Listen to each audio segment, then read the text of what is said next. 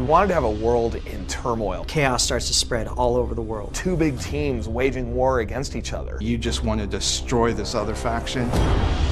End of Nations really began as a core idea. What would the very near future be like if the economy actually did collapse? If, the world really gave rise to a military power that controlled everything? We wanted to have a definite villain, which is the Order of Nations. Under the guise of a goodwill mission, they start providing the peace and stability that the world's governments are unable to provide. And before anyone realized it, they had the power. Now they feel that their one world order is a very good thing that's key to the success of the planet. But there's a lot of rebellious forces because the Order of Nations strips you of your civil liberties. There's a lot of forces that want their freedoms back.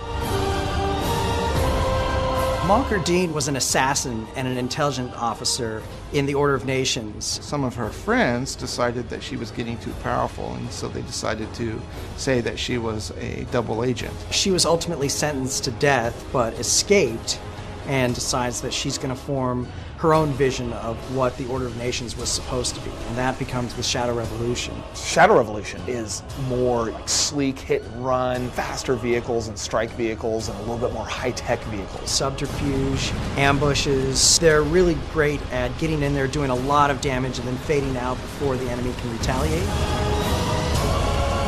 The Liberation Front is more about your democracy. They believe in honor and integrity. They believe in the way things were. The Liberation Front was a culmination of several different resistance movements started in the United States. It took somebody like Alec Chase, who was a war hero, to kind of unite these different resistance groups. It was when he was reassigned to quell a riot in Miami that he went AWOL because he refused to turn against his own citizens. Then he teamed up with Mary Dickinson, who was the deposed Lord Chancellor in England, and together they formed the Liberation Front. The Liberation Front, a lot more big traditional heavy-duty tanks and aircraft and hardware. They look for the straight-up fight. They're not the types that hide in shadows and duck around corners. They come out with all guns blazing.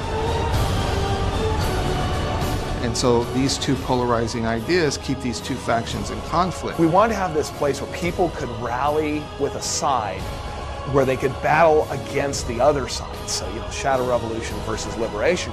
But the real enemy is much larger and much more evil. And so somehow you've got to take this other enemy who has betrayed you, who has backstabbed you, who constantly fights and nips at your heels, and make him your friend temporarily and go fight this big bad.